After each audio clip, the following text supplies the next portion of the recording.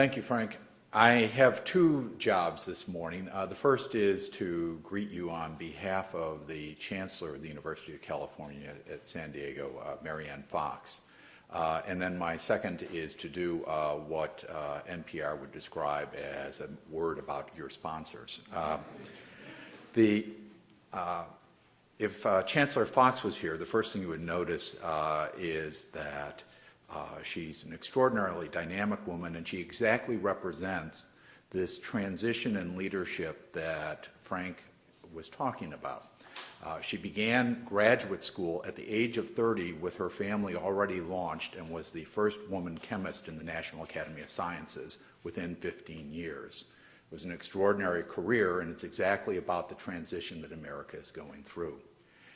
Frank spoke extremely perceptively about the transition in San Diego as a symbol of the transition in the world. Another way of thinking about it is that the globalization that we've lived through has all of the social tensions and inequities that we think about on a regular basis, but it is also a time of extraordinary change in the sense that the diversification of the world economy really means that technological innovation and economic leadership has escaped from the Atlantic.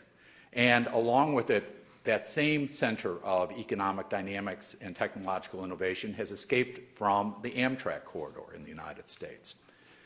In the story of San Diego, this particular university was self-consciously, in a pact between the civic leadership and the University of California, the focal point for the transition strategy for this region.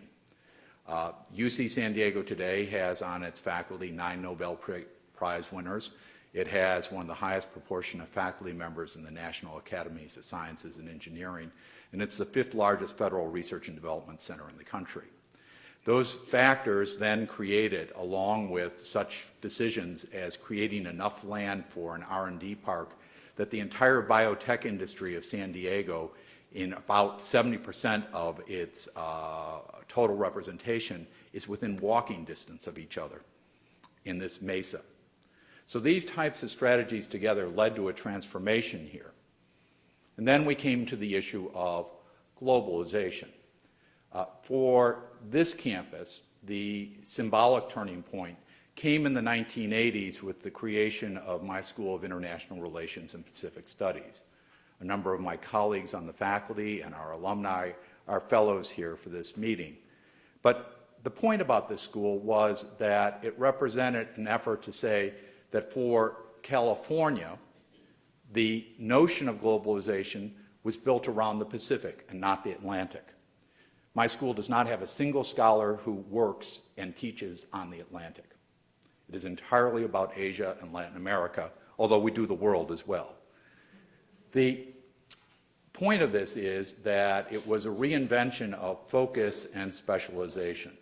And I guess that's the last point I would make about the connection between the San Diego story and the story that Frank has laid out for you. As this university tries to define what it means to be international in the future, the dimension that we're struggling with that Frank did not mention is that internationalization really means inventing our institutions at home. This is a research university that's one of the largest science centers in the world, but because of California state policy, we discriminate against foreign nationals when they come here to train at the PhD level. We can't charge them at a comparable level to what we charge U.S. citizens. And thus we make a built-in disincentive for their training in the United States.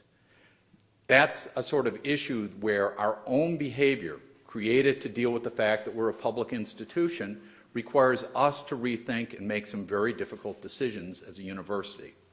And as I take on my charge as being head of the international strategy for the university, I find this in a dozen different forms, and what strikes me is it's exactly the same thing that I hear from firms as they struggle to make themselves more effectively global in the future.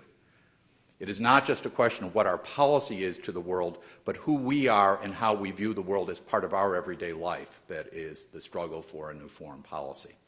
In any event, this is an extraordinary gathering. It's a pleasure on behalf of everyone at my school and at UC San Diego to have you with us.